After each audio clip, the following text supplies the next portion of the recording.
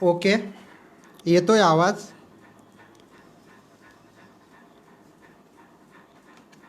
प्रथमतःच सुरुवातीला मी माझा परिचय करून देतो. मी डॉक्टर माधव वाघमारे, सहाय्यक प्राध्यापक, राज्यशास्त्र विभाग, जी.टी. पाटील महाविद्यालय, नंदुरबार. जगद्विख्यात साहित्यिक, साहित्य सम्राट, लोकशाहीर अण्णाभाऊ साठे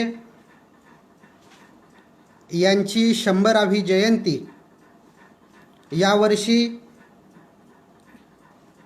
भारतामध्येच नव्हे तर संपूर्ण जगामध्ये जन्मशताब्दी वर्ष म्हणून साजरी केली जात आहे. आणि या जन्मशताब्दी वर्षाच्या निमित्तानं मी देशातील सर्व बांधवांना अण्णाभाऊ साठे यांच्या जयंतीनिमित्त हार्दिक शुभेच्छा देतो. मित्रहो, अण्णाभाऊ साठेची जयंती आज रस्त्यावर न करता येत आहे.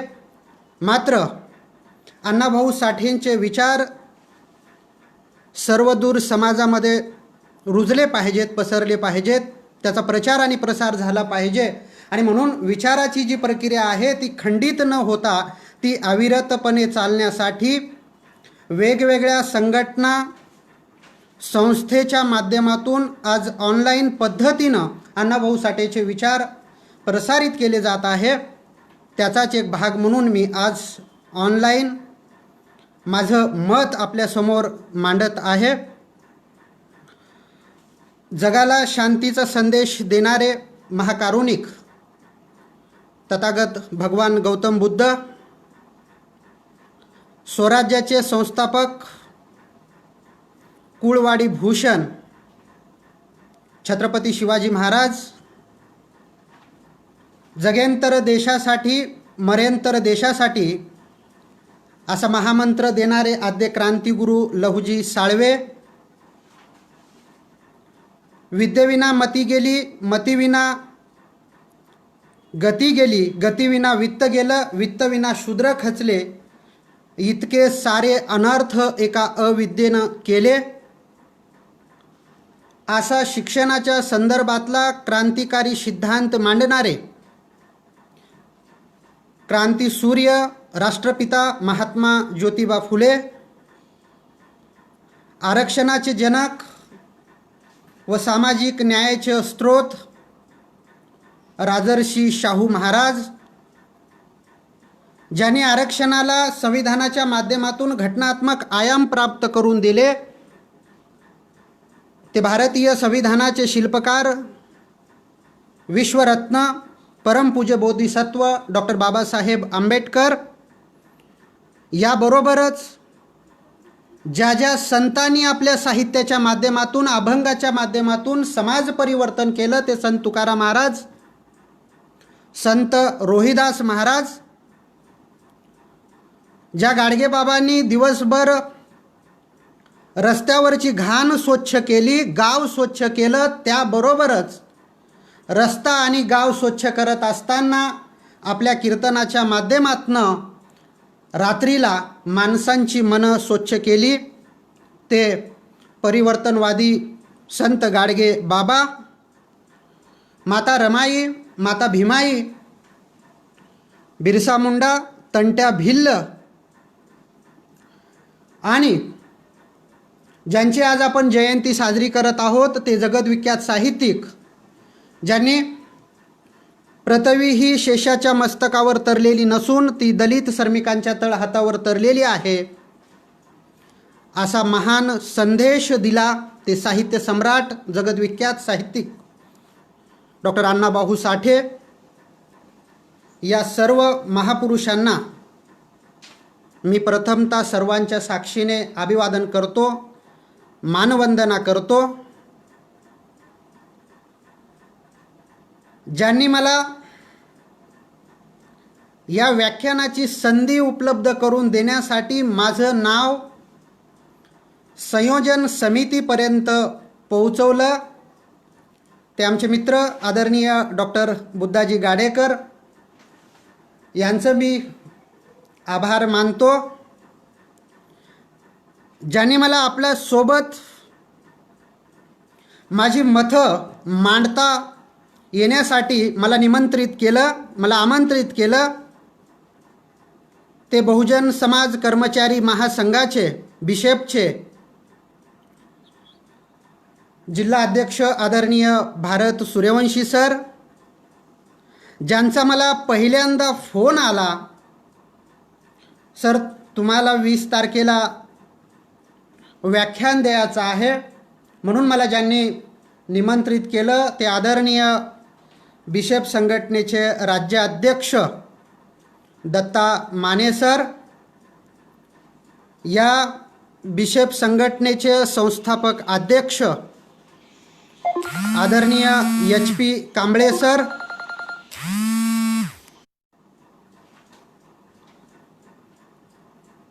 HP कांबळे सर, तसेच ज्यांनी या संघटनेच्या माध्यमातून महाराष्ट्रामध्ये सर्वदूर परिवर्तनवादी विचार रुजवणारे जे कार्यकर्ते आहेत त्या सर्वांचं मी आभार मानतो. मला संयोजकांनी जो विषय दिलेला आहे तो विषय आहे विद्रोही साहित्यिक साहित्य सम्राट डॉक्टर अण्णाभाऊ साठे. हा विषय मला मांडण्यासाठी दिलेला आहे. या विषयाला न्याय देत असताना या विषयाची पार्श्वभूमी समजून घेणं मित्र मला महत्त्वाचं वाटते. विषय 2 शब्दांना जोडलेला आहे. विद्रोह आहे आणि साहित्य आहे. साहित्याच्या माध्यमातून समाजामध्ये कोण विद्रोह केलेला आहे आणि विद्रोह का करावा लागलेला आहे, विद्रोहाची काय गरज आहे, याचं आपणाला पहिल्यांदा आकलन करून घेतलं पाहिजे, याची माहिती करून घेतली पाहिजे. तेव्हा अण्णाभाऊ आणि अण्णाभाऊ साठेच्या साहित्यातला विद्रोह आपणाला चांगल्या पद्धतीनं समजून घेता येईल. आणि म्हणून अण्णाभाऊच्या साहित्यातला विद्रोह समजून घेत असताना आम्हाला अगोदर थोडंसं इतिहासाची पानं चाळावी लागणार आहेत. कारण जोपर्यंत मी अगदी इतिहासाच्या खोलामध्ये जाणार नाही आहे, कारण अण्णाभाऊ साठेंच्या या जन्मशताब्दी वर्षानिमित्त मला असं वाटते की अगणिक असे व्याख्यानं झालेले आहेत, चर्चा झालेली आहे, मोठ्या प्रमाणामध्ये चर्वण झालेलं आहे अण्णाभाऊ साठेच्या साहित्यावर. वेगवेगळ्या विचारवंतांनी अतिशय मार्मिकपणे आपली मतं मांडलेली आहेत. तरीही अण्णाभाऊ साठेचा विद्रोह समजून घेत असताना आम्हाला थोडंसं खोलामध्ये जावावं लागणार आहे. तेव्हा आम्हाला अण्णाभाऊचा विद्रोह चांगल्या पद्धतीनं समजून घेता येईल. मी अगदी अतिशय वेद आणि त्याच्या काळामध्ये न जाता ज्या महापुरुषांनी ज्यांनी विद्रोह केलेला आहे, या देशातला विद्रोह समजून घेत असताना या देशाची सामाजिक जो इतिहास आहे तो आम्हाला लक्षात घ्यावा लागणार आहे. जोपर्यंत आम्हाला या देशाचा सामाजिक इतिहास समजून घेणार नाही तोपर्यंत आम्हाला या देशामध्ये विद्रोह का झालेला आहे हे लक्षात येणार नाही. या देशाची सामाजिक रचना जी आहे ती मित्र आपणाला अगदी परिचित आहे, आपणाला माहीत आहे. या देशाची सामाजिक रचना, या देशाच्या सामाजिक रचनेचा जो ढाचा आहे तो विषमतेवर आधारित आहे. आणि म्हणून ही विषमता जी आहे ती विषमता जे वंचित आहे, जे शोषित आहेत त्यांना दाबण्याचा प्रयत्न केलेला आहे. आणि म्हणून जी विषमता आहे, जी चातुर्वर्ण्य व्यवस्थेच्या आधारावर जी विषमता निर्माण झालेली आहे, त्या चातुर्वर्ण्य व्यवस्थेला जर पहिल्यांदा कोणी हादरा दिलेला असेल, पहिल्यांदा कोणी ही व्यवस्था नेशनाबूत करण्याचा प्रयत्न केलेला असेल, तर मित्रो आपणाला त्याचं नाव गौतम बुद्धाचं नाव घ्यावं लागणार आहे. बुद्धांनी या देशातली चातुर्वर्ण्य व्यवस्था नष्ट करण्यासाठी विद्रोह केलेला आहे. बुद्धांचा आम्ही जेव्हा बुद्धाकडे बघतो तेव्हा आम्ही एक व्यक्ती म्हणून बुद्धाकडे पाहतो. बुद्धांना आम्ही एक व्यक्तीच्या माध्यमातून आम्ही आमच्या समोर उभा करतो. परंतु मित्र हो, बुद्ध म्हणजे ना एक विचार आहे. आणि मग तो कोणता विचार आहे? बुद्धांचा विचार जो आहे तो क्रांतीचा विचार आहे. बुद्धांचा विचार जो आहे तो समतेचा विचार आहे.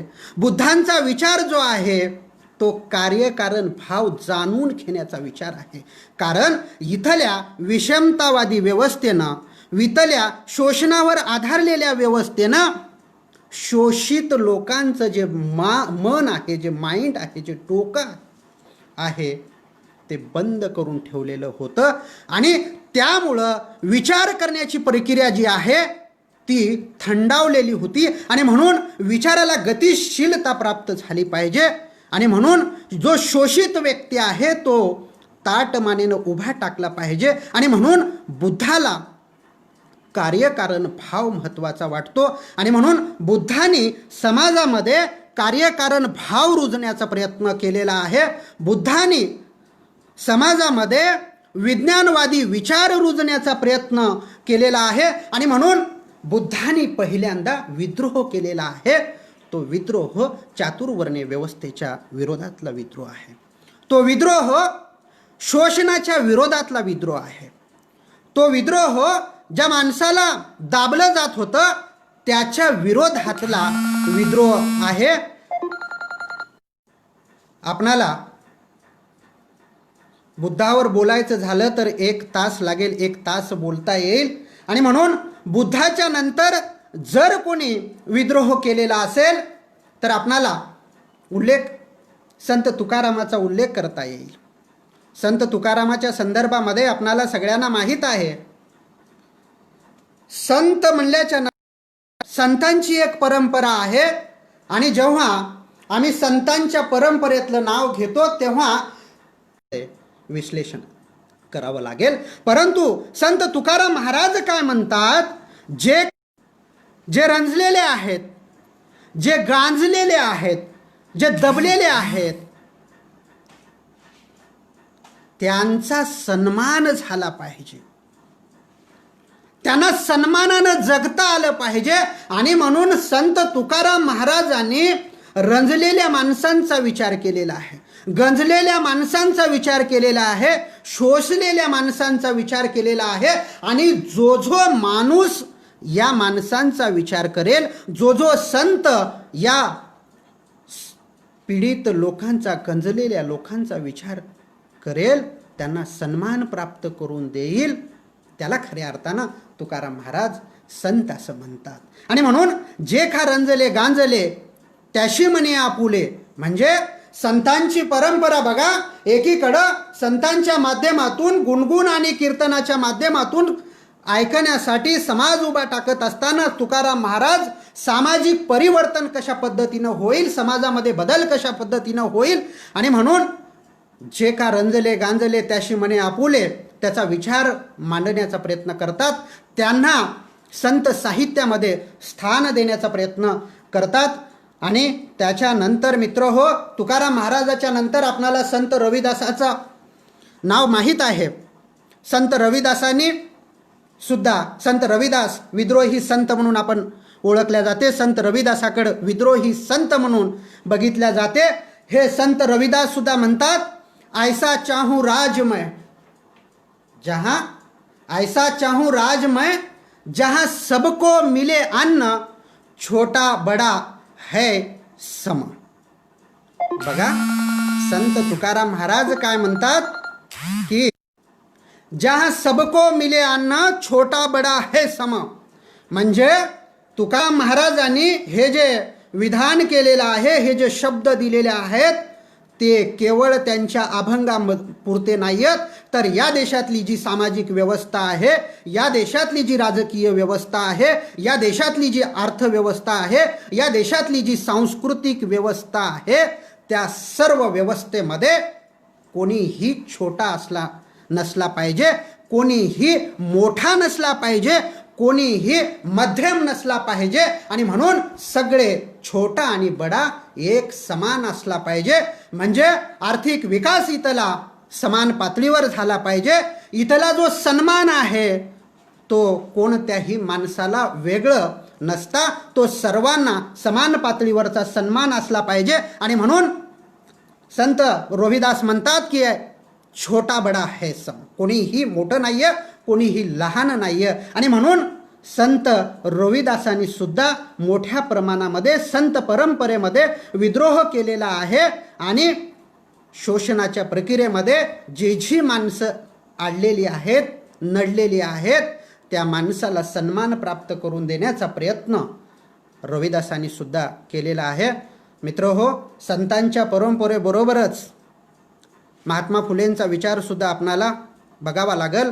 महात्मा फुलेंनी या व्यवस्थेच्या विरोधामध्ये काय मतं मांडलेली आहेत, काय साहित्य निर्माण केलेलं आहे, त्याचासुद्धा आपणाला थोडक्यात आढावा घ्यावा लागेल. मी महात्मा फुलेवर अतिशय डिटेल बोलत नाही आहे, परंतु महात्मा फुले असं म्हणतात की विद्येविना मती गेली, मतीविना गती गेली, गतीविना वित्त गेलं, वित्तविना शूद्र खचले, इतके सारे अनार्थ एका अविद्येनं केलं. आणि म्हणून महात्मा फुलेंनी शिक्षणाचा जो सिद्धांत मांडलेला आहे, तो शिक्षणाचा सिद्धांत महात्मा फुलेंना असं वाटतो की हा शिक्षणाच्या सिद्धांताच्या माध्यमातूनच या देशामधलं सामाजिक परिवर्तन चांगल्या पद्धतीनं होऊ शकते, सामाजिक परिवर्तनाला गतिशीलता प्राप्त होऊ शकते, सामाजिक विषमतेला तडा दिला जाऊ शकतो. आणि म्हणून महात्मा फुलेंनी जो सिद्धांत मांडलेला आहे तो अतिशय महत्त्वाचा सिद्धांत आहे. मित्र, महात्मा फुले विद्रोह करतात. महात्मा फुले जाती व्यवस्थेच्या विरोधामध्ये विद्रोह करतात. महात्मा फुले धर्म व्यवस्थेच्या विरोधामध्ये विद्रोह करतात. महात्मा फुले या समाजातली जी पारंपरिक मूल्य आहेत, जी मानवी मनाला सडवणारी मूल्य आहेत, ती मूल्य नाकारण्यासाठी महात्मा फुले विद्रोह करतात. आणि त्या विद्रोहाच्या माध्यमातून महात्मा फुलेंचं साहित्य आपण जर बघितलं तर महात्मा फुलेंच्या साहित्याचं नाव सुद्धा, त्यांच्या ग्रंथाचं नाव सुद्धा गुलामगिरी आहे. महात्मा फुलेंच्या दुसऱ्या ग्रंथाचं नाव जे आहे शेतकऱ्यांचा आसूड आहे.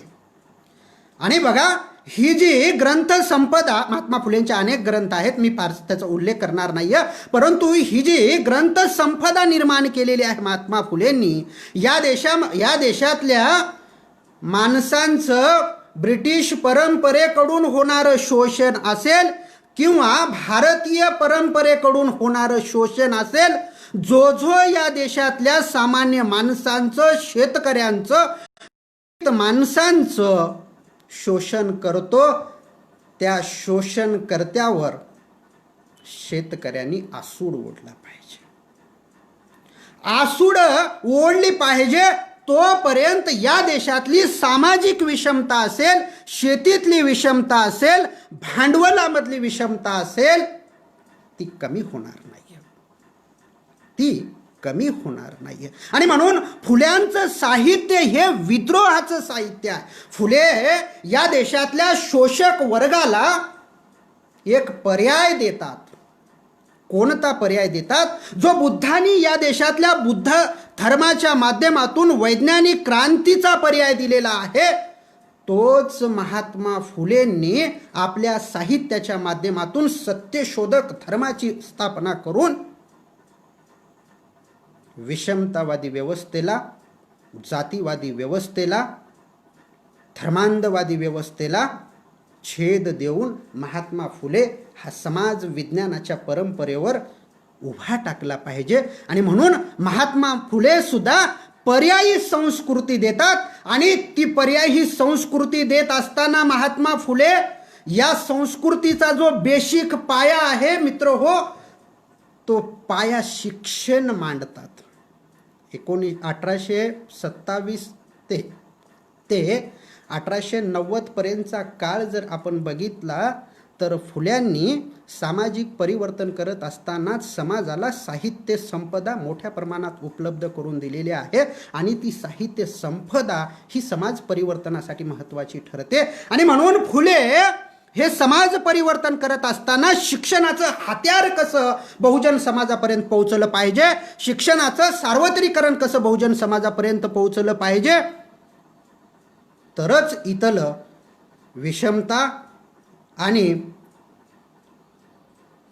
धर्मांधता याला छेद देता येईल. आणि म्हणून फुलेंनी शाळा स्थापन करण्याचा प्रयत्न करतात, शाळा चालवण्याचा प्रयत्न करतात आणि या शाळेच्या माध्यमातून फुले ज्यांना शाळाबंदी केलेली होती, ज्यांना ज्ञानबंदी केलेली होती, ज्यांना वाचन संस्कृतीपासून दूर ठेवलेलं होतं, त्यांना फुले शाळेमध्ये आणतात.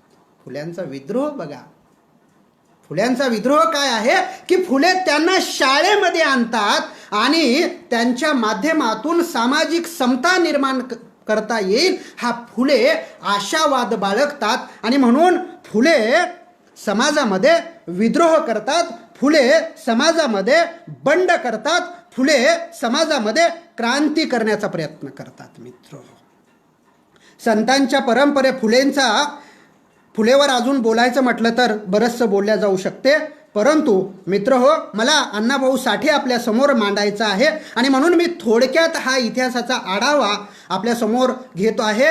संतांच्या परंपरेमध्ये आपणाला अजून गाडगेबाबांचं नाव आपणाला घेता येईल. गाडगेबाबांनी, आपणाला माहीत आहे सगळ्यांना गाडगेबाबांचं नाव आणि गाडगेबाबांनी काय केलेलं आहे माहीत आहे. मी फारसा प्रकाश न टाकता, परंतु गाडगेबाबांनी ज्या गोष्टीला प्राधान्य दिलेलं आहे की गाडगेबाबा म्हणतात की सामाजिक परिवर्तन आणि समता निर्माण करायची असेल तर भुकेल्याला अन्न द्या, तहानलेल्याला पाणी द्या, कपडे नसणाऱ्याला वस्त्र द्या, लंगडा असेल तर त्याला आधार द्या, ज्याच्याकडे शिकण्यासाठी पैसा नाहीये त्याला आर्थिक मदत करा, त्याला पेन पुस्तक द्या, पैसे देऊ नका, त्याला पुस्तक द्या. याच्या मागचा दृष्टिकोन काय आहे मित्रो? गाडगेबाबाला हे का करावं वाटलं? गाडगेबाबाला हे का सुचलं की गाडगेबाबा असं म्हणतात की जोपर्यंत तुम्ही यांना उभं करणार नाही तोपर्यंत समाजामध्ये सामाजिक जी समान रेषा आहे ती समान रेषा उभी करता येत नाही.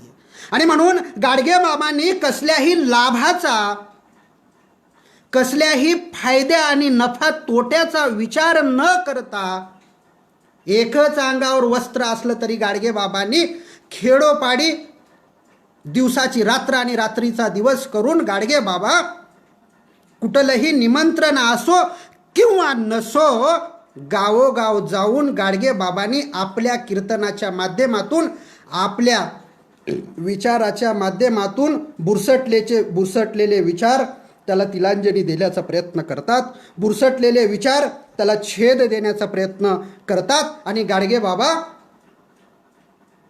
समाज प्रबोधन करतात. गाडगेबाबा समाजाला जागा करतात. गाडगेबाबा समाजाला जागा करत असताना शोषित माणसाला, पीडित माणसाला उभं करण्याचा प्रयत्न करतात. आणि म्हणून गाडगेबाबांनी सुद्धा संत परंपरेमध्ये असले तरी गाडगेबाबांनी समाज व्यवस्थेमध्ये विद्रोह केलेला आहे, धर्मव्यवस्थेला छेद दिलेला आहे. गाडगेबाबांनी जी धार्मिक परंपरा आहे त्या धार्मिक परंपरेला छेद देऊन गाडगेबाबांनी समानतेची रेषा समाजामध्ये निर्माण करण्याचा प्रयत्न केलेला आहे. आणि म्हणून मित्र हो, संतांच्या परंपरेमध्ये असले तरी गाडगेबाबांचा विद्रोह आपणाला समजून घेणं महत्त्वाचं वाटते. गाडगेबाबांचा विद्रोह आपणाला समजून घेतल्याच्या नंतर मित्र हो, शाहू महाराज तसे एका संस्थेचे राजे होते आणि शाहू महाराजांकडं सत्ता होती. शाहू महाराजांनी आपली जी सत्ता आहे ती सत्ता मित्र हो दुबळ्या माणसांच्या विकासासाठी, दुबळ्या माणसाला उभं करण्यासाठी कशा पद्धतीनं वापर करता येईल याचा प्रयत्न आपल्या सत्तेच्या माध्यमातून केलेला आहे. कारण शाहू महाराजाकडे जी सत्ता होती ती सत्तेचं विकेंद्रीकरण शाहू महाराजांनी केलेलं आहे. शाहू महाराजांच्या संस्थांमध्ये तलाट्याची पोस्ट ही कुलकर्णी म्हणून त्याची नोंद होती. शाहू महाराजांनी कुलकर्णी ही पद रद्द करून मांगा महाराजांच्या पोरांना तलाठी होता आलं पाहिजे आणि म्हणून 34 शिकलेल्या माणसालाही तलाठी होता आलं पाहिजे आणि म्हणून शाहू महाराजांनी 34 शिकलेल्या माणसाला तलाट्याची पोस्ट दिली. त्यांना प्रशासनामध्ये सहभागी करून घेण्यासाठी प्रयत्न केलेला आहे. शाहू महाराजांनी आपली सत्ता आपणाला उल्लेख करता येईल बाबासाहेबांच्या रूपानं. बाबासाहेबांना शाहू महाराजांनी शिष्यवृत्तीच्या माध्यमातून जी मदत केलेली आहे ती अतिशय महत्त्वाची आहे मित्र. आणि शोषित माणसाला उभं करण्यासाठी शाहू महाराजांनी महत्त्वपूर्ण प्रयत्न केलेले आहेत मित्र हो. शाहू महाराजांनी सुद्धा मोठ्या प्रमाणामध्ये सत्ताधीश असले तरी शाहू महाराजांचा विद्रोह हा समाज व्यवस्थेच्या विरोधातला दिसतो. एक सत्ताधीश जी आहे ती परंपरा रुजवण्याऐवजी त्या सत्तेमध्ये परिवर्तन करून शाहू महाराज वेगळी समानतेची सत्ता निर्माण करण्याचा प्रयत्न करतात. ती सत्ता म्हणजे महाराष्ट्राच्या गंगाराम कांबळेला हॉटेलचा व्यवसाय टाकून देऊन त्या हॉटेलवर नित्य नियमानं चहा पिण्यासाठी शाहू महाराज जातात आणि आपल्या सहकार्याला घेऊन शाहू महाराज चहा पितात. ही पर्यायी संस्कृती शाहू महाराजांनी रुजवलेली आहे. गंगाधर कांबळे नावाचा माणूस सुद्धा तो माणूस आहे हे समाज व्यवस्थेला दाखवून देण्याचा प्रयत्न शाहू महाराज करतात. आणि म्हणून शाहू महाराज एक सत्ताधीश असले तरी त्यांची सत्ता ही शोषितांच्या, त्यांची सत्ता ही पीडितांच्या उत्कर्षासाठी वापरलेली आहे. आपणाला शाहू महाराजांचा इतिहास जर बघितला, कोल्हापूर संस्थांचा इतिहास जर बघितला तर शाहू महाराजांनीच मित्र हो आरक्षणाची भूमिका मांडलेली होती. आणि म्हणून या देशातला जो 85% समाज आहे तो या देशातल्या 85% असणारा समाज या देशातल्या राजकीय प्रक्रियेपासून वेगळा आहे. या देशातला हा जो समाज आहे तो सामाजिक प्रक्रियेपासून वेगळा आहे. या देशातला जो 85% समाज आहे तो सांस्कृतिक प्रक्रियेपासून वेगळा आहे. आणि म्हणून यांना या प्रक्रियेमध्ये सहभागी करून घेतलं पाहिजे. आणि म्हणून शाहू महाराज रिझर्वेशनची पॉलिसी आणतात. आरक्षणाचं धोरण शाहू महाराज आपल्या संस्थानामध्ये राबवतात आणि शाहू महाराज 50% आरक्षणाची घोषणा करतात. मित्र ही सत्तेच्या विरोधातला विद्रोह आहे, सत्तेच्या परंपरेतला विद्रोह आहे. आणि म्हणून शाहू महाराजांचा विद्रोह सुद्धा एक सत्ताधीश असला तरी त्यांचा विद्रोह आपणाला महत्त्वाचा वाटतो. त्याबरोबरच शाहू महाराजांचा विद्रोह समजून घेतल्याच्या नंतर आपणाला बाबासाहेबांना समजून घ्यावं लागेल. मित्रहो, बाबासाहेबांना समजून घेत असताना बाबासाहेबांचा विद्रोह कोणत्या पातळीवर समजून घ्यावा हा महत्त्वाचा प्रश्न आहे. बाबासाहेबांचा विद्रोह हा सामाजिक पातळीवरचा विद्रोह आहे. बाबासाहेबांचा विद्रोह हा सांस्कृतिक पातळीवरचा विद्रोह आहे. बाबासाहेबांचा विद्रोह हा धर्मव्यवस्थेतला विद्रोह आहे. बाबासाहेबांचा विद्रोह हा आर्थिक विषमतेचा विद्रोह आहे. सगळ्याच बाजूनं बाबासाहेबांनी समानतेची रेषा निर्माण करण्यासाठी विद्रोह केलेला आहे. बाबासाहेब 2 प्रकारच्या लढाया लढतात मित्रहो. एक, बाबासाहेब रस्त्यावरची लढाई लढतात आणि बाबासाहेब रस्त्यावरची लढाई लढत असताना रस्त्यावरच्या माणसाला साहित्य उपलब्ध असलं पाहिजे, कारण ते साहित्य त्याच्या भविष्याचं वेध घेणार आहे. ते साहित्य त्याला वर्तमानामध्ये ताठपणेनं उभा करणार आहे. आणि म्हणून रस्त्यावरची लढाई लढत असताना बाबासाहेब साहित्य सुद्धा निर्माण करतात. बाबासाहेबांचं साहित्य तर भरपूर साहित्य आहे. म्हणून बाबासाहेबांची मांडणी करत असताना मित्र हो, अण्णाभाऊ साठेंचा जन्म जो आहे तो 1 ऑगस्ट 1920 ला झाला. आणि 1920चा जो काळ आहे तो अतिशय महत्त्वाचा आहे. ज्या वर्षी अण्णाभाऊ साठेंचा जन्म झाला त्याच वर्षी बाबासाहेबांनी या देशातल्या मुक्या व्यक्तीसाठी, या देशातल्या दबलेल्या व्यक्तीसाठी, या देशातल्या शोषित व्यक्तीसाठी बाबासाहेब मूकनायक समोर आणतात. मूकनायक वर्तमानपत्र समोर आणतात आणि या मूकनायकाच्या माध्यमातून बाबासाहेब सामाजिक क्रांतीची पायाभरणी करण्याचा प्रयत्न करतात. बाबासाहेब सुरुवातीला जर सामाजिक परिवर्तन करायचं असेल तर बाबासाहेबांनी बघा अतिशय अभ्यासपूर्ण काम केलेलं आहे. बाबासाहेब साहित्याला प्राधान्य दिलेलं आहे. मूकनायक वर्तमानपत्र समोर आणलेलं आहे आणि त्याच्या माध्यमातून बाबासाहेब आपल्या विचाराचा प्रचार आणि प्रसार करतात.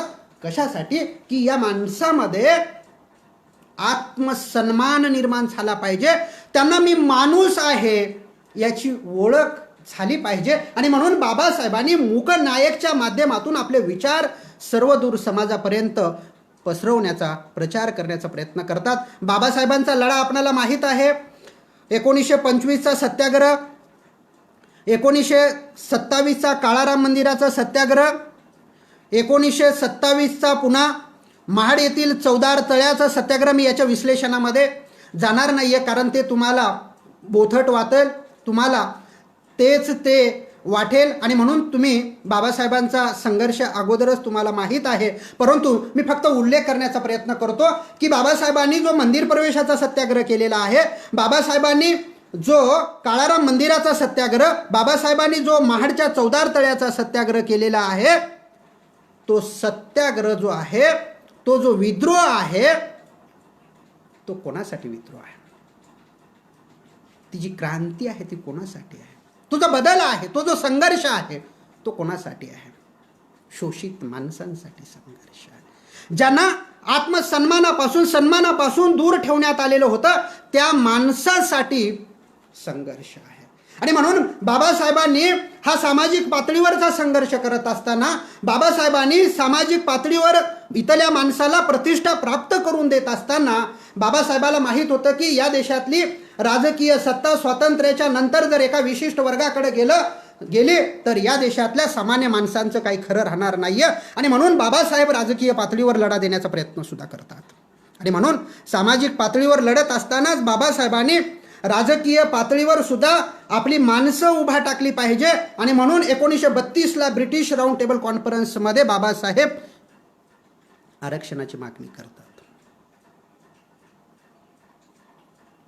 रॅमसे मॅकडोनाल्ड नावाचे तत्कालीन ब्रिटिश पंतप्रधान बाबासाहेबांची मागणी मान्य करून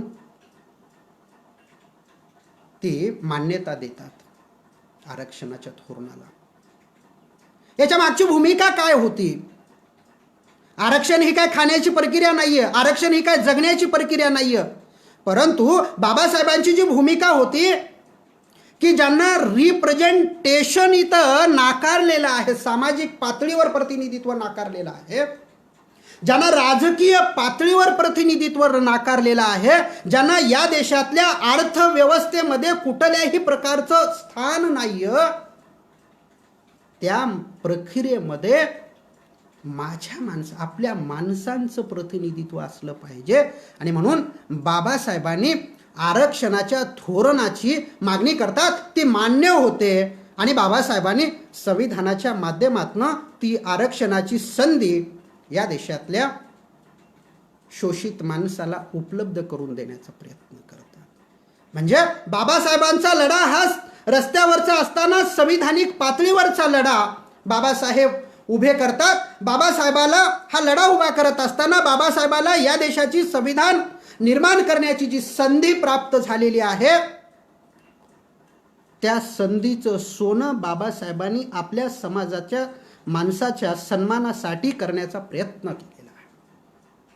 ज्यांना इथल्या संधी नाकारलेल्या, दुसऱ्यासाठी केलेला नाही असं नाहीये, ज्यांना संधी इथल्या नाकारण्यात आलेल्या आहेत त्या माणसाला संधी उपलब्ध करून देता आली पाहिजे, त्या माणसांचा सन्मान झाला पाहिजे. म्हणून बाबासाहेब विद्रोह करतात आणि म्हणून बाबासाहेब संघर्ष करतात. या देशाच्या सामाजिक प्रक्रियेमध्ये या देशातल्या प्रत्येक शोषित माणसाला समाविष्ट करून घेतलं पाहिजे, म्हणून बाबासाहेब संघर्ष करतात. जवळपास 1935 ते 56 पर्यंत बाबासाहेब सामाजिक पातळीवरचा संघर्ष करतात. मित्र हो, तरीही बाबासाहेबांना सामाजिक पातळीवरची समता निर्माण करण्यासाठी यश आलेलं नाही. आणि म्हणून बाबासाहेबांनी खंत व्यक्त केलेली आहे की या देशाचे संविधान बाबासाहेबांनी या देशाला सुपूर्द करत असताना जी खंत व्यक्त केलेली आहे, मला राजकीय समानता निर्माण करता आली परंतु मला सामाजिक समता निर्माण करता आलेली नाही, त्याचा खेद बाबासाहेबांना कायम होता. तरीही बाबासाहेब या देशातल्या शोषित माणसाला, या देशातल्या वंचित माणसाला, पीडित माणसाला एक सामायिक संस्कृती देण्याचा प्रयत्न करतात. आणि म्हणून बाबासाहेबांनी या हिंदू धर्मव्यवस्थेमध्ये परिवर्तन झालेलं नसलं तरी बाबासाहेब 14 ऑक्टोबर 1956 बौद्ध धर्माची दीक्षा घेऊन एक पर्यायी क्रांती, पर्यायी व्यवस्था, पर्यायी सिद्धांत, पर्यायी वाटचाल देण्याचा प्रयत्न करतात. म्हणजे अगदी सुरुवातीला ज्यांचा उल्लेख केला आपण की गौतम बुद्धांनी जो विज्ञानवादी विचार रुजवण्याचा प्रयत्न केलेला होता, त्याच विचाराची पुनर्मांडणी, त्याला पुनर्जीवित बाबासाहेब करतात आणि शोषित माणसासमोर पर्यायी ही संस्कृती ठेवण्याचा प्रयत्न करतात. आणि म्हणून बाबासाहेबांनी विद्रोह केलेला आहे, बाबासाहेबांनी संघर्ष केलेला आहे, बाबासाहेबांनी क्रांती केलेली आहे. तर ती विद्रोह असेल, तो संघर्ष असेल, तो क्रांती असेल, त्यांच्या साहित्यातली क्रांती असेल, या देशातल्या शोषित आणि पीडित माणसांसाठी आहे, ज्यांना सन्मान नाकारलेला आहे त्यांच्यासाठी मित्रो ही क्रांती आहे. बाबासाहेबांचा विद्रोह समजून घेतल्याच्या नंतर मित्रो हो, मी आता अण्णाभाऊ साठेकडे येतो. अण्णाभाऊ साठे समजून घेत असताना अनेक विचारवंतांनी अण्णाभाऊ साठेवर बोललेला आहे. वेगवेगळ्या पद्धतीनं अण्णाभाऊ साठेवर मांडणी करण्यात आलेली आहे. अण्णाभाऊ साठे व्यक्ती म्हणून पाहत असताना अण्णाभाऊ साठेंनी एक विद्रोह केलेला आहे. अण्णाभाऊ साठेचा विचार म्हणून पाहत असताना अण्णाभाऊ साठेचा विचार काय आहे तेही महत्त्वाचं आहे.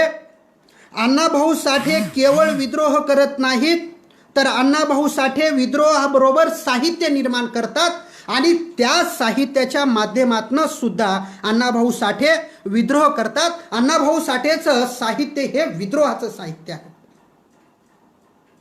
त्यांच्या साहित्याचा जो उद्देश आहे तर शोषितांचं जग बदलण्याचा त्यांच्या साहित्याचा उद्देश आहे.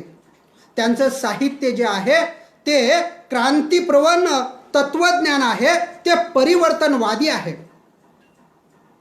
ते क्रांतीप्रवण आहे, ते परिवर्तनवादी आहे.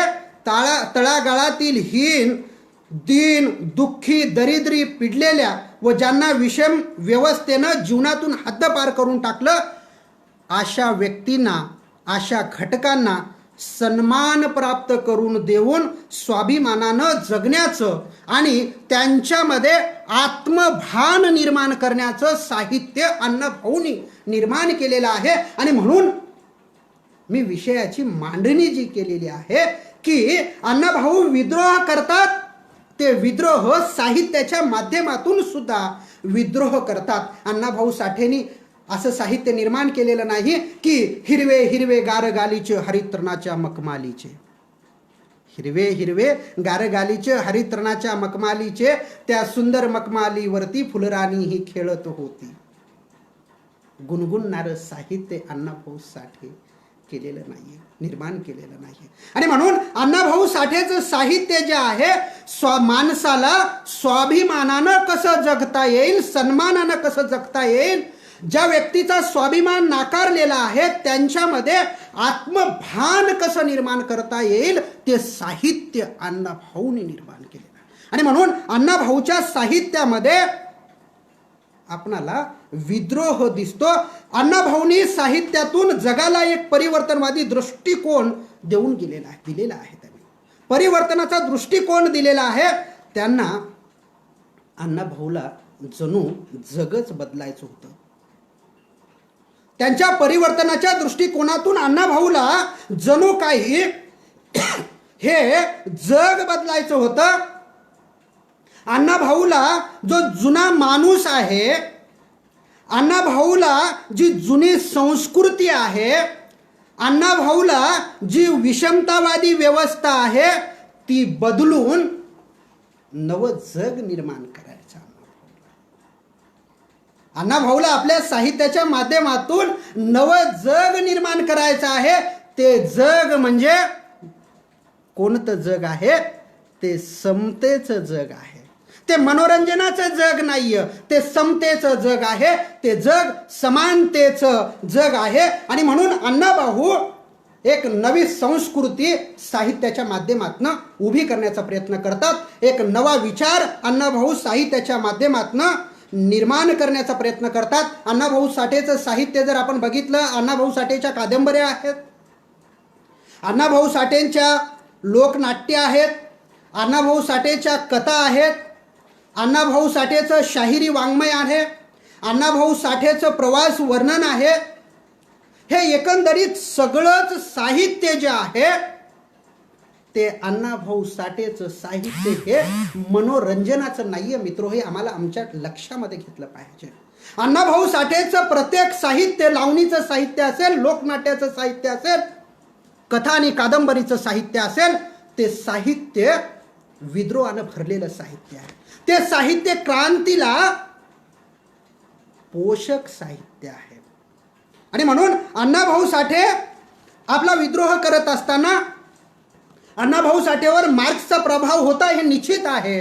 अण्णाभाऊ साठेंनी वर्गाला छेद देत असताना अण्णाभाऊ साठेंचा या भारत देशातली जी जाती व्यवस्था आहे त्या जाती व्यवस्थेला अण्णाभाऊंनी छेद देण्याचा प्रयत्न केलेला आहे. मित्रहो, वर्ग व्यवस्थेच्या विरोधाबरोबरच लढत असताना अण्णाभाऊ साठे जाती व्यवस्थेच्या विरोधामध्ये लढतात. तो जाती व्यवस्थेला छेद कसा दिलेला आहे मित्र. अण्णाभाऊ साठेला आज एका जातीमध्ये मर्यादित करण्याचा प्रयत्न मोठ्या प्रमाणामध्ये केलेला आहे. परंतु अण्णाभाऊ साठेच्या साहित्यामध्ये इथला मांग आहे, इथला महार आहे, इथला चांबार आहे, इथला ढोर आहे, इथला कुंभार आहे, इथला मांग गारोडी आहे, इथला कैकाडी आहे, इथला धनगर आहे, इथला कुणबी आहे. ह्या सगळ्यांना अण्णाभाऊ साठे जी जी माणसं परिघाच्या बाहेर आहेत त्या परिघाच्या बाहेरच्या माणसाला अण्णाभाऊ साठे साहित्याच्या पानावर आणण्याचा प्रयत्न करतात. आणि केवळ साहित्याच्या पानावरच अण्णाभाऊ साठे आणून ठेवत नाहीत, तर त्या व्यक्तीकडून समाज व्यवस्थेमध्ये जी जी काही क्रांतीसाठी प्रयत्न केलेले आहेत, विद्रोह केलेला आहेत, त्याला नायकत्व देण्याचा प्रयत्न अण्णाभाऊ करतात. ते आपल्या शाहिरीमध्ये म्हणतात. अण्णाभाऊ आपल्या शाहिरीमध्ये काय म्हणतात बघा. काळ्या बाजाराचा रोग आला, काळ्या बाजाराचा रोग आला, माग लागला, गोरगरिबाला सुखाचा घास मिळेना झाला, काळ हा आता बिकट आला, काळ हा आता बिकट आला, भाकरी मिळे नाशा झाल्या, वरती बसले चोर नफेबाज, करीती ते आज आपुले काज, म्हणती देशात आमुचे राज, सारा माल ठेविती दाबून, विकती चोरून, दाम दुपटीनं, नियंत्रण कायदा दिला उडवून, किमती मनसोक्त घेती अडवून, काढती लोकांनाच बडवून. काय शाहिरी आहे ही अण्णाभाऊची. काय शाहिरीमधून सांगायचं आहे अण्णाभाऊला. म्हणजे आम्ही असं म्हणतो की माणूस भुकेला आहे, त्या माणसाला अन्न चारवा म्हणजे तो माणूस उभा टाकेल. अण्णाभाऊ म्हणतात की भुकेल्या माणसाच्या टाळूवरचं लोणी खाणारे हे जे नफेबाज आहेत यांच्या विरोधामध्ये संघर्ष झाला पाहिजे. भुकेल्या माणसांचं जे शोषण करणारा आहे, जे भांडवलदार आहेत त्यांच्या विरोधामध्ये संघर्ष केला पाहिजे. वरती बसले चोर नफेबाज, म्हणजे सत्तेच्या खुर्चीवर कोण बसलेला आहे? चोर आहेत, नफेबाज आहेत, आणि ते नफ्यासाठी समाजातल्या सामान्य माणसांचं शोषण करत आलेले आहेत. आणि म्हणून अण्णाभाऊ असं म्हणतात की या लावणीच्या शेवटी काढती ते लोकांना बडवून. कोण्या लोकांना बडवून काढतात? जे शोषलेले लोक आहेत, जे दबलेले लोक आहेत, जे पिचलेले लोक आहेत, त्या लोकांना बडवून काढत आहेत. संपूर्ण बाजार जो आहे, समाज व्यवस्थेचा बाजार जो आहे, तिथं विषमतेचा रोग आलेला आहे. आणि त्या रोगामध्ये हा सामान्य माणूस दुःखी झालेला आहे. वेदना त्याला झालेल्या आहेत. आणि त्याच्या वेदनेवर हे नफेखोर, हे भांडवलदार, श्रीमंत हे शोषण करत आहेत. आणि म्हणून अण्णाभाऊ साठेंनी लावणीच्या माध्यमातून सुद्धा आपला विद्रोह केलेला आहे, संघर्ष केलेला आहे, विद्रोह उभा केलेला आहे. अण्णाभाऊ साठेंचा अनेक प्रसंगामध्ये, अनेक कथा आणि कादंबऱ्यामध्ये सुद्धा विद्रोह आपल्याला दिसून येतो. वारणेच्या वाघमधील सुद्धा विद्रोह अण्णाभाऊचा आपल्याला लक्षात घेण्यासारखा आहे मित्रहो. अण्णाभाऊचा वारणेच्या वाघमधला काय विद्रोह आहे? वारणेचा वाघमधील सत्तू भोसला, वारणेचा वाघ ही कादंबरी आहे आणि त्याच्यामध्ये सत्तू भोसल्याचं एक पात्र आहे. हा सत्तू भोसला अतिशय निडर प्रवृत्तीचा आहे. हा सत्तू भोसला अतिशय धाडसी आहे. हा सत्तू भोसला धैर्यशील व्यक्ती आहे. हा सत्तू भोसला काय करतो?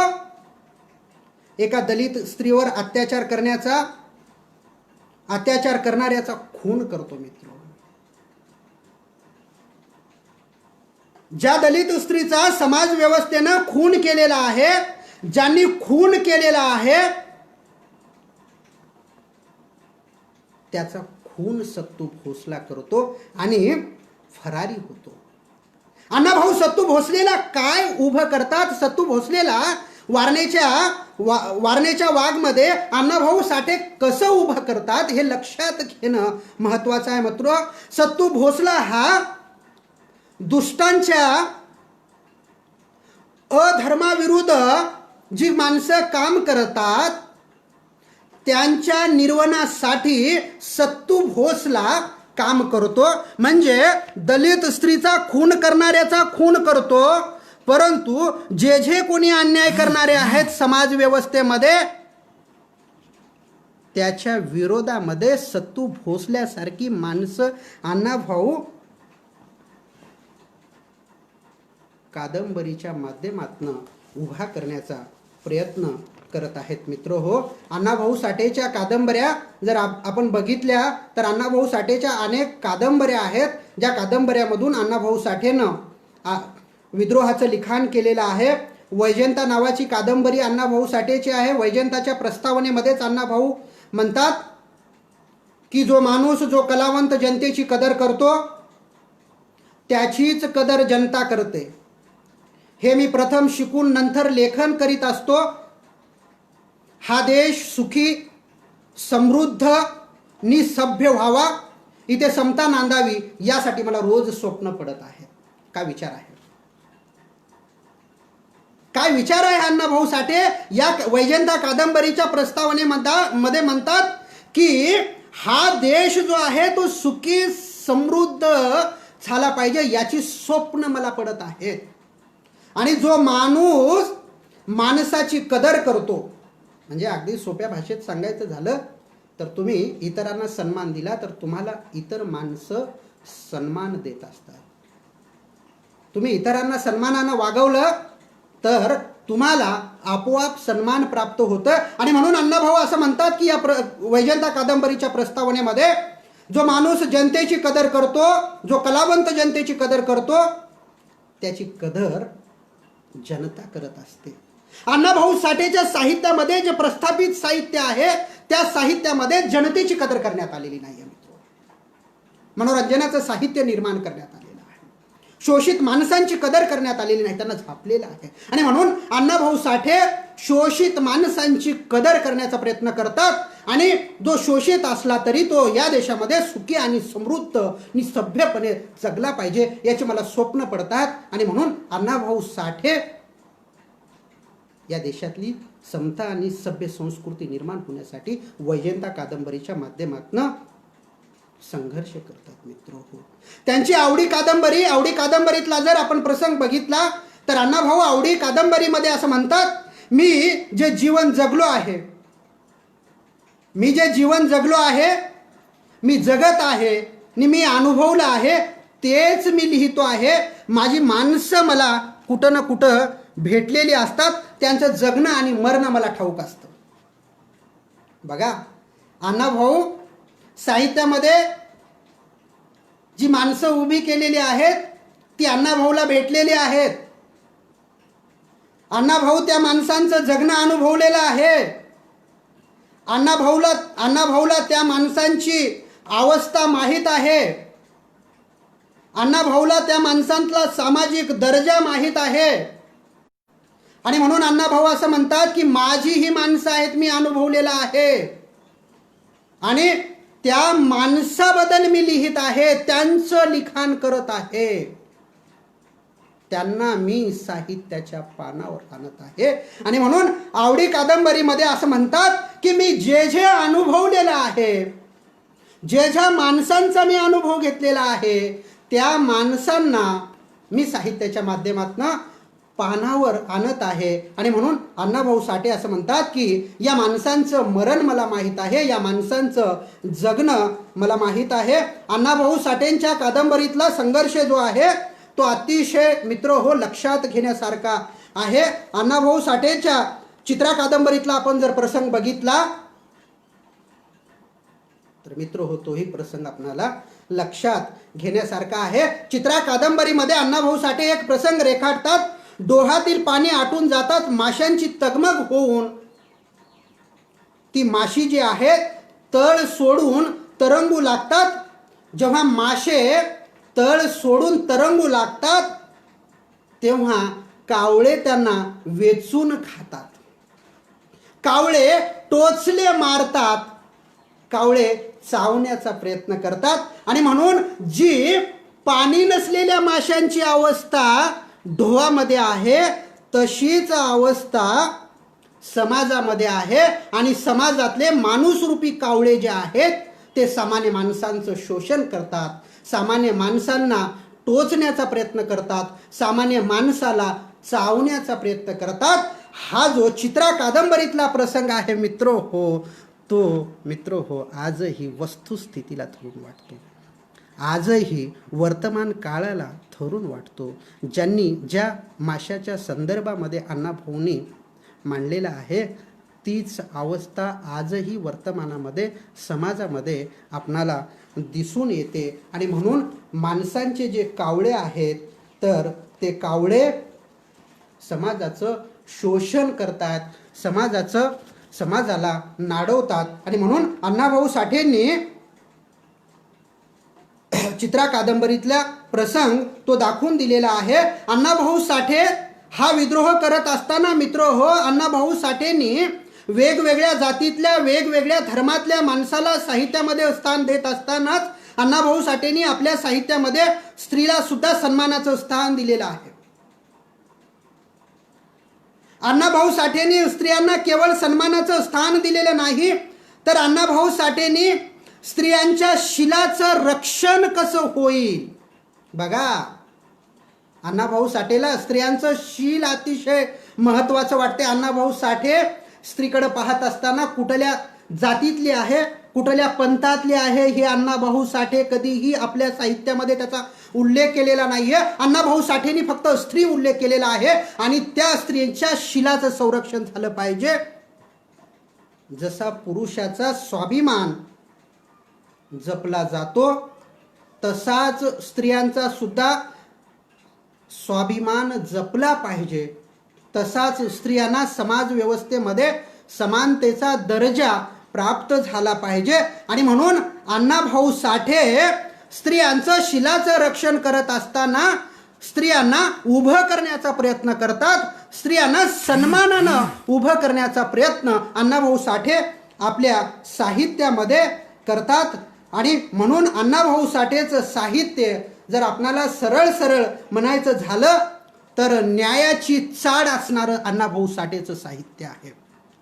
केवळ न्यायाची चाड असणारं साहित्य नाही तर अन्यायाची चीड निर्माण करणारं अण्णाभाऊचं साहित्य आहे. आणि म्हणून मी विद्रोही साहित्यिक अशा पद्धतीनं मांडणी करण्याचा प्रयत्न करत आहे. कारण न्यायाची चाड जेव्हा माणूस ठरतो तेव्हा निश्चितपणे अन्यायाला विरोध करावं लागते. आणि म्हणून अण्णाभाऊ साठे न्यायाची चाड करत असतानाच अन्यायाची चीड निर्माण समाजामध्ये करण्याचा प्रयत्न करतात आणि अन्यायाची चीड निर्माण करून न्यायाची चाड अण्णाभाऊ धरत असतात. आणि म्हणून अण्णाभाऊ साठेचं साहित्य हे विद्रोहाचं साहित्य आहे. अण्णाभाऊ साठेचं साहित्य हे क्रांतीचं साहित्य आहे. अण्णाभाऊ साठे स्त्रियांच्या शिलाचं रक्षण करत असतानाच त्यांच्या जिवंत काडतूस या कथेतील एक पात्र अतिशय महत्त्वाचं मला वाटतं. या जिवंत काडतूस या कथेमध्ये जे प्रमुख पात्र आहे ते नरसूचे पात्र आहे. हा नरसू जो व्यक्ती आहे, ज्या अण्णाभाऊ साठेंनी या नरसूला उभं केलेला आहे, तो नरसू शूर आहे, तो नरसू धाडशी आहे, तो नरसू राष्ट्रप्रेमी आहे. तो केवळ राष्ट्रप्रेमीच नाही तर तो नरसू देशाच्या स्वातंत्र्यासाठी जीव झोकून देणारा आहे. तो नरसू असं म्हणतो की मी आता स्वराज्याच्या कामात गुंतलेलो आहे आणि या स्वराज्याच्या कामामध्ये नरसूला गुंतलेला असताना त्याला त्याचा अभिमान वाटतो. मात्र तो नरसू समाज व्यवस्थेमध्ये उपेक्षित आहे, उपेक्षित राहिलेला आहे. नरसू असं म्हणतो की गाव, नदी, जमीन यासाठी जर मला मरण येत असेल तर मी मरायला तयार आहे. आणि म्हणून यासाठी तो निधड्या छातीनं पुढे जातो. आणि त्याच्यामध्ये तो अण्णाभाऊ साठे ह्या नरसूला याच्यासाठी उभं करतात की गावाचा विकास, नदीचा विकास, जमिनीचा विकास जर झाला तर या देशातल्या संपूर्ण माणसांचा विकास होईल. आणि म्हणून अण्णाभाऊ साठे नरसूला सुद्धा धाडसाचं पात्र देण्याचा प्रयत्न केलेला आहे. अण्णाभाऊ साठेंनी या साहित्याच्या माध्यमातून विद्रोह करत असतानाच मित्रहो, अण्णाभाऊ साठे असं म्हणतात की मला कल्पनेचे पंख लावून उडता येत नाहीये, मला कल्पनेचे पंख लावून उडता येत नाही, मात्र वास्तवता रेखाटल्याशिवाय राहता येत नाहीये.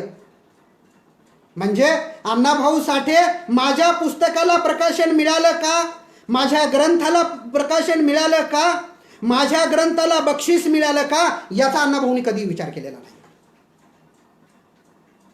लाभाचा अण्णाभाऊंनी कधी विचार केलेला नाहीये. अण्णाभाऊ असं म्हणतात की मला पाखरासारखं उडता येत नाहीये बाबा. जे जे समाजामध्ये वास्तव आहे ते वास्तव मला साहित्याच्या माध्यमातून रेखाटायचं आहे, ते वास्तव मला साहित्यामध्ये मांडायचं आहे. आणि म्हणून अण्णाभाऊ साठे वास्तव साहित्यामध्ये मांडण्याचा प्रयत्न करतात आणि त्या वास्तववादी साहित्याच्या माध्यमातून अण्णाभाऊ विद्रोह करतात. म्हणून अण्णाभाऊ विद्रोही साहित्यिक आहेत. अण्णाभाऊ पुढे असं म्हणतात की मला रडगाणे मान्य नाहीये, मला लढा मान्य आहे. मला रडगाणे मान्य नाहीये, मला रडा मान्य आहे. अण्णाभाऊला रडणारी माणसं नको आहेत, अण्णाभाऊला लढणारी माणसं पाहिजेत. का? अण्णाभाऊ साठेंनी या देशातल्या समाज व्यवस्थेचा चांगला अभ्यास केलेला आहे. 1920 ते 1969चा काळ हा म्हणजे पारतंत्र्याचा आणि स्वातंत्र्याचा काळ आहे. पारतंत्र्याचा आणि स्वातंत्र्याच्या सामाजिक परिस्थितीचा अण्णाभाऊ साठेला चांगल्या पद्धतीनं अभ्यास आहे. आणि हा अभ्यास करत असताना अण्णाभाऊ साठे असं म्हणतात की मला रडणारी माणसं नको आहेत, मला लढणारी माणसं आहेत. जी माणसं लढतात ती माणसं समाजाचा स्वाभिमान उभं करण्याचा प्रयत्न करतात. जी माणसं लढण्यासाठी तयार होतात तीच माणसं समाजामध्ये आत्मसन्मान निर्माण करण्याचा प्रयत्न करतात. जी माणसं लढण्यासाठी पुढे येतात तीच माणसं क्रांती करत असतात आणि त्या माध्यमातून समाजाचं परिवर्तन होत असते. आणि म्हणून अण्णाभाऊ साठे हे विद्रोही साहित्यिक आहेत असं मला वाटते. अण्णाभाऊ साठे पुढे असं म्हणतात की मला माणसे आवडतात, मला माणसे आवडतात जी स्वतः जगतात आणि दुसऱ्यास जगवतात. बघा, अण्णाभाऊला कोणती माणसं आवडतात? अण्णाभाऊला शोषण करणारी माणसं आवडत नाहीयेत. अण्णाभाऊला शोषित माणसांच्या, पीडित माणसांच्या टाळूवरचं लोणं खाणारी माणसं आवडत नाहीयेत. अण्णाभाऊला समाजातल्या काय माणसांना अपमानानं वागवणारी माणसं आवडत नाहीयेत. अण्णाभाऊंना कोणती माणसं आवडतात? जी स्वतः सन्मानानं जगतात आणि ती दुसऱ्याला सन्मानानं जगवतात. ती माणसं अण्णाभाऊला आवडतात आणि म्हणून अण्णाभाऊ विद्रोही साहित्यिक आहेत. अण्णाभाऊ साठेंचं जे शेटजीचं इलेक्शन आहे त्या शेटजीच्या इलेक्शनमधलं एक पात्र अतिशय महत्त्वाचं मला वाटते मित्रहो. शेटजीचं इलेक्शनमधलं जे पात्र आहे त्या शेटजीच्या इलेक्शन मध्ये बघा, एक पात्र गाढवा उलट उत्तर देतो, असे गाढवा उलट उत्तर देतो मला, असे मालक नोकराला म्हणतो. गाढवा उलट उत्तर देतो मला असे मालकाने म्हणताच तो माणूस म्हणतो मी गाढव नाहीये, मी माणूस आहे. मी गाढव नाहीये, मी माणूस आहे. हे जे त्या नोकराचं उत्तर आहे मित्र हो, हे नोकराचं उत्तर हे शेतकरी माणसांचं, हे कष्टकरी माणसांचं, हे श्रमिक माणसांचं प्रतिनिधित्व करणारं आहे. आणि या माणसांना सन्मान प्राप्त करून देणारं हे त्या नोकराचं उदाहरण आहे, त्या नोकराचे बोल आहेत मित्र हो. आणि म्हणून अण्णाभाऊ साठेंनी आपल्या साहित्याच्या माध्यमातून असे अनेक प्रसंग विद्रोहाचे उभे केलेले आहेत. कितीतरी प्रसंगावर आपणाला अण्णाभाऊ साठेच्या प्रसंगावर चर्चा करता येईल. अण्णाभाऊ साठेच्या भीमा, जो वारण्याच्या खोऱ्यातला भीमा आहे, तो भीमा अण्णाभाऊ साठेंनी उभा केलेला आहे. तो भीमा वारण्याच्या खोऱ्यामध्ये जातो आणि मड्याच्या तोंडातील सोनं काढतो आणि तो सोनं कशासाठी आणतो तर पोट भरण्यासाठी, जगण्यासाठी अण्णाभाऊ साठेंनी भीमा उभा केलेला आहे. लढाऊ भीमाच्या माध्यमातून व्यक्तिरेखा अण्णाभाऊंनी उभी केलेली आहे. आणि म्हणून जो भीमा जसा जगण्यासाठी संघर्ष करतोय, त्या जगण्यासाठी संघर्ष करत असतानाच सन्मान प्राप्त करण्यासाठी तरी माणसं आपल्याला संघर्ष करावं लागते. अण्णाभाऊ साठेंनी आपल्या साहित्यामध्ये मांडलेलं आहे मित्र हो. अण्णाभाऊ साठेंच्या साहित्याबरोबरच अण्णाभाऊ साठेंची जी महत्त्वाची कादंबरी आहे, ज्याला महाराष्ट्र शासनाचं तत्कालीन पारितोषिक मिळालेलं आहे, ती कादंबरी म्हणजे फकीरा कादंबरी आहे. आणि ही फकीरा कादंबरी अण्णाभाऊ साठेला या फकीरा कादंबरीचं पारितोषिक मिळालेलं आहे. ही फकीरा कादंबरी निश्चितपणे अण्णाभाऊ साठेवर मार्क्सवादाचा प्रभाव आहे. मार्क्सवादी चळवळीमध्ये अण्णाभाऊ साठेंनी काम केलेलं आहे. मार्क्सवादी चळवळीमध्ये काम करत असतानाच अण्णाभाऊ साठेंनी जे उतार वयामध्ये त्यांचे विचार मांडलेले आहेत तेही महत्त्वाचे आहेत मित्रो. कारण उतार वयामध्ये विचार मांडलेले हे परिपक्व असतात, महत्त्वाचे असतात. आणि म्हणून मार्क्सवादाबरोबरच अण्णाभाऊ साठेंनी काम करत असताना, मार्क्सवादाच्या माध्यमातून अण्णाभाऊ साठेंनी वर्ग अंताला लढा देत असताना अण्णाभाऊ साठेंनी जातीवादाला छेद कसा देण्याचा प्रयत्न केलेला आहे. अण्णाभाऊ साठे फकीरा कादंबरी डॉक्टर बाबासाहेब आंबेडकरांना अर्पण करतात आणि म्हणतात, जग बदल घालून खाव सांगून गेले मला भीमराव. जग बदलायचं असेल तर आम्हाला घाव घालावं लागणार आहे. जगामध्ये परिवर्तन करायचं असेल तर आम्हाला लढावं लागणार आहे. जगामध्ये बदल करावयाचा असेल तर आम्हाला उभं राहावं लागणार आहे. आणि म्हणून अण्णाभाऊ साठे म्हणतात की जग बदल घालून घावं सांगून गेले मला भीमराव. ही कादंबरी अण्णाभाऊ साठेची अतिशय महत्त्वाची आहे. ही फकीरा कादंबरी अण्णाभाऊ साठेंनी या कादंबरीमध्ये फकीरा ही व्यक्तिरेखा रेखाटलेली आहे. फकीरा अतिशय व्यवस्थेच्या विरोधात लढाऊपणे उभा टाकलेला क्रांतिकारी पुरुष आहे. तो ब्रिटिश व्यवस्थेच्या विरोधामध्ये उभा टाकलेला आहे आणि इथल्या सामाजिक विषमतेच्या विरोधामध्ये उभा टाकलेला क्रांतिकारी फकीरा आहे. मित्रो, या फकीराचं पात्र रेखाटत असताना अण्णाभाऊ साठे काय विद्रोह करतात फकीराच्या माध्यमातून ते सुद्धा समजून घेणं मला महत्त्वाचं वाटते. अण्णाभाऊ साठेंचा फकीरा, या फकीरा कादंबरीमध्ये अण्णाभाऊ साठे फकीराला उभं करत असताना जेव्हा वाटेगावला मोठ्या प्रमाणामध्ये दुष्काळ पडतो, माणसं उपाशी मरतात, माणसाला खाण्याची आण निर्माण होते, माणसाला जगण्याचा प्रश्न निर्माण होतो, तेव्हा फकीरा रघु बामणाच्या खरी दरोडा टाकतो. आणि दरोडा टाकल्याच्या नंतर फकीरा तिथला खजिना लुटतो. मित्र हो, खजिना लुटत असताना फकीरा रघु बामणाची जी पत्नी आहे ती पत्नी समोर यायला लागते आणि फकीराला म्हणते की फकीरा, हवं तर माझं घर धुवून ने, परंतु माझ्या घरी 2 तरण्या मुली आहेत, त्यांचं अजून लग्न झालेलं नाही. तेव्हा फकीराचे वाक्य काय आहे मित्र? तेव्हा फकीरा काय म्हणतो मित्र, हे आम्हाला लक्षात घेण्यासारखं आहे. फकीरा त्या स्त्रीला म्हणतो, आई समोर ये, आई समोर ये, मी आबरू लुटण्यासाठी आलेलो नाहीये, आबरू लुटून कोणाचंही पोट भरत नाहीये, मी धान्य लुटण्यासाठी आलेला आहे, धान्यच लुटेल. आणि म्हणून फकीरा त्या स्त्रियांचा इज्जत करतो आणि तो दरोडा, तो खजिना लुटून वाटेगावला आणतो. तो लुटून आणलेला खजिना मित्र हो, शूरवीर असणारा फकीरा कदाचित तो आपल्या घरी ठेवला असता तर 2 वर्ष फकीराला खाण्याची कुठलीही आबाळ त्याच्या घरी निर्माण झाली नसती. त्याचं घर व्यवस्थितपणे पोटभर खाल्लं असतं. पण फकीरा निरपेक्ष भावनेनं समाजासाठी काम करणारा क्रांतिकारी पुरुष आहे. फकीराला आपल्या सोबत आपण जगत असताना फकीराला समाज जगवायचा आहे.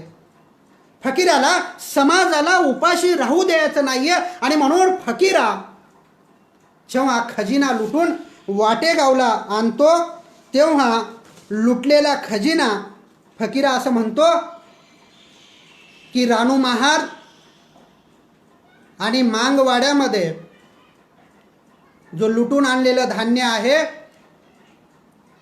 तो म्हणतो की या खजिन्याची वाटणी जी आहे ती एक एक दाना समान पातळीवर वाटला पाहिजे, कोणालाही कमी न जाता कोणालाही जास्त न जाता तो समान पातळीवर वाटला पाहिजे बनिक सोबत वाटण्यासाठी, असं फकीरा म्हणतो. आणि म्हणून अण्णाभाऊ साठेला काय सांगायचं आहे फकीराच्या माध्यमातून अण्णाभाऊ साठे काय म्हणतात बघा. जो डॉक्टर बाबासाहेब आंबेडकरांनी भारतीय संविधानाच्या माध्यमातून या देशामध्ये सामाजिक न्याय निर्माण करण्याचा प्रयत्न केलेला आहे, तोच न्याय अण्णाभाऊ साठे आपल्या साहित्यामध्ये निर्माण करण्याचा प्रयत्न करतात, सामाजिक न्याय निर्माण करण्याचा प्रयत्न करतात. अण्णाभाऊ साठे केवळ लुटून आणलेला खजिना फकीराच्या माध्यमातून मांगवाड्यामध्ये वाटण्यापुरता मर्यादित ठेवत नाहीत, तर तो महारवाड्यामध्ये गेला पाहिजे. जो जो शोषित आहेत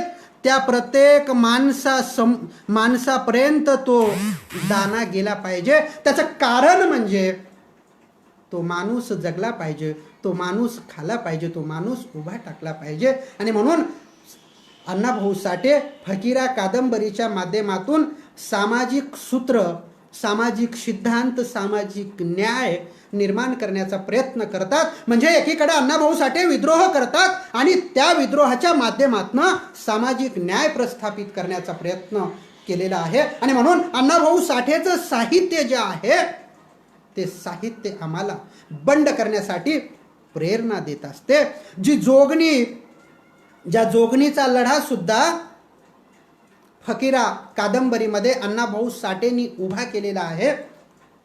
ती जोगणी मित्र हो काही मनोरंजनासाठी नाहीये, ती जोगणी काही खेळण्यासाठी नाहीये. म्हणजे ती जोगणी आणावं आणि आमच्या गावातील जत्राही चांगल्या पद्धतीनं भरेल, आमच्या गावातील जत्रेमध्ये सगळ्या आजूबाजूचे लोक येतील, जत्रेमध्ये सहभाग घेतील आणि ती जोगणी बघतील, एवढा मर्यादित अर्थ आणि एवढा संकुचित अर्थ त्या जोगणीचा नाहीये मित्र.